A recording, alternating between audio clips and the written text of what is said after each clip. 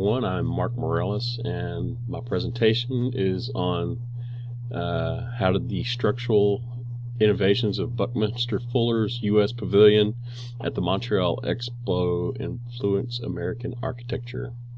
Well, upon researching Buckminster Fuller, really got into this guy. He did a lot of things. He wasn't just an architect, although some architects really didn't consider him to be an architect. He was more of an inventor. He was a poet, a philosopher, author, a visionary, a futurist. He had lots of. He wasn't a conventional thinker, and he got this from his childhood, where he grew up on an island that his family owned, actually, and he would actually have to row 6 miles every day just to check the mail, and they didn't have electricity on the island, and him having to row back and forth, he got to know all the local fishermen and know everything about them, and he admired the way that they crafted their own tools and things like this, and that inspired him to do his own thing in crafting. It really pushed him towards being an inventor, which is a really neat thing. Another fact that I found out about this guy is that when he was a child in class, a lot of people picked on him because he had really bad vision, and in his eye problems, people called him Four Eyes, and they made fun of him all the time. But he was such a charismatic person, even from a young age. He just took it with stride and rolled with it. And one particular incident that happened with him as a child, a teacher had given him it was either olives or some hardened peas and some sticks, and and she gave them to the class, and they were supposed to make starches with them. They'd stick the sticks in the peas and make starches. And while the other class members, they were used to seeing rectangular shapes through buildings and windows and things, and his blurred vision, he really didn't have that. So he created this triangular tetrahedron type structure that was really solid and supported itself.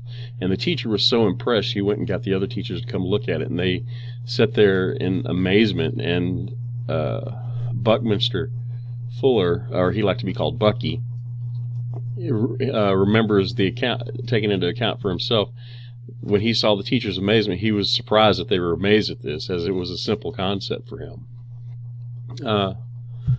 And that was a story from his childhood. But moving on, he created many things throughout his life. I didn't know this, but he had created a car that he called the Dymaxion car. And the Dymaxion is a word that he coined from 3 words: dynamic, maximum, and tension. And he had a company that he called Dymaxion, and he created several things. But one thing he created a long time ago was a car, a 3-wheeled car that could make quick turns, and it got 30 miles to the gallon. And this was back like in, I think, the 30s or something like that. And I mean, that's really amazing even for today's standards. The car was really, he would drive it through Times Square in New York, and it would draw so much attention that it caused traffic to block up. And it would take 7 hours to unblock the traffic because people wanted to see this vehicle. It was really amazing. So the police and the authorities asked him not to drive his car through the city because of that. Now, the reason we don't see that car around, or that type of invention, as innovative as it was because he had gotten some investors to come all the way. They flew from Germany in a Zeppelin all the way to take a ride in this vehicle that got so much gas mileage and was able to go very fast on the freeway. This car actually was able to go. He got so many tickets to where he was driving like over 100 miles an hour in this car, and he held those as a trophy. But anyway, these investors came to take a look at this vehicle, and when they came to test it out, there was a bad car accident. Someone had hit him from the side, and the car rolled over, and one of the investors in the car died. And upon this accident, they were really quick to pull out, and so this car really never made it to the top or through that.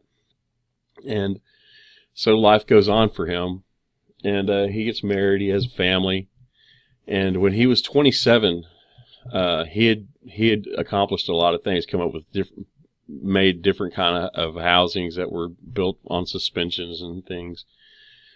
And when he was 27, this was considered the most pivotal moment of his life. He had just lost his daughter to polio and spinal meningitis, and a few years later, he lost his job at Stockade as the president, and with great financial difficulty that they had, he was unable to support his family, and he was contemplating committing suicide.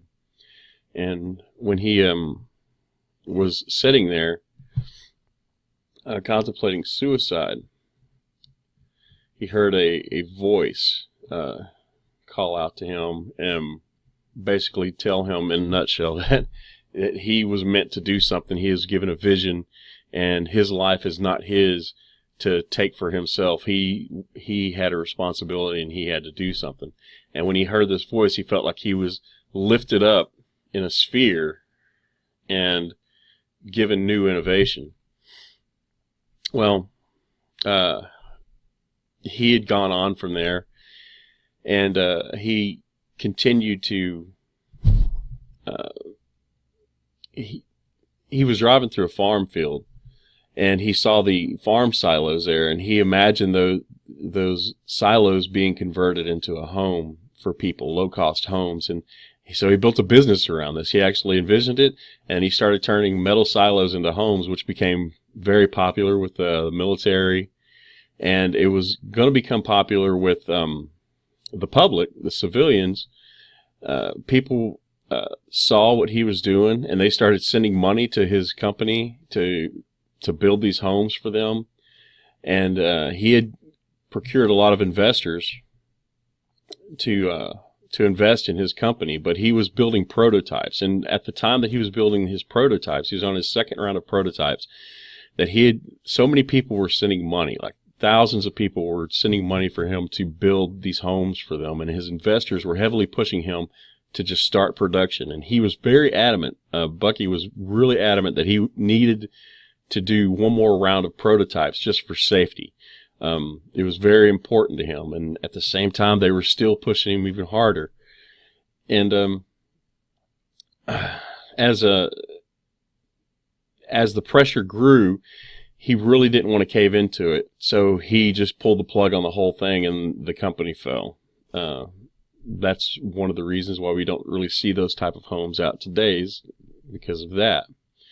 Well, later on down the road, while teaching in Vermont, he felt the need to expand on the geodesic design that had already been created, but he really took it. So he gained some patents, filed for patents with the U.S. patent attorneys, and or I forget who they are, but yeah, he got patents and on his designs and proceeded to perfect this over a period of time. And one of the greatest, as he perfected it, he created a lot of geodesic domes for the military. The Marines picked him up and contracted him, and within 3 years he had built thousands of these things. And he built these geodesic domes out of these triangles, the same kind of triangle that he had made when he was a kid. And he built thousands of them. His company, Geodesic Design, just built thousands of them. Well, in the 1967 Montreal Expo, he built one of the largest that he had ever built so far, and it was the Biosphere in Montreal, which was 250 feet in diameter and over 200 feet tall, which had a building on the inside that was split into 7 different levels of interaction, and actually had a monorail go through this. Well, this spherical design has it was able to maintain its own structural integrity, and it was held up by its own strength. And myself, growing up, I didn't even realize this, but I used to play on one of these designs when I was a kid. We had them in the park, these little geodesic spheres, the monkey bars that we called them. And I remember playing on those when I was a kid, just swinging from them, and I had no clue that this was the guy who actually came up with that design. Other companies were inspired by this and have created their own versions of the biosphere and that geodesic design itself. But all in all, Buckminster Fuller was a very, very smart man who was way ahead of his time in his thinking. All his inventions were just so far ahead that people couldn't even conceptualize what he's talking about when he gave speeches around the world. He was actually a pretty amazing guy to listen to, and I would recommend that that you guys check him out on YouTube. I've watched several of his videos, and I'm very intrigued by the man, and I think you would be too. So check this guy out, Buckminster Fuller. Thanks, everybody.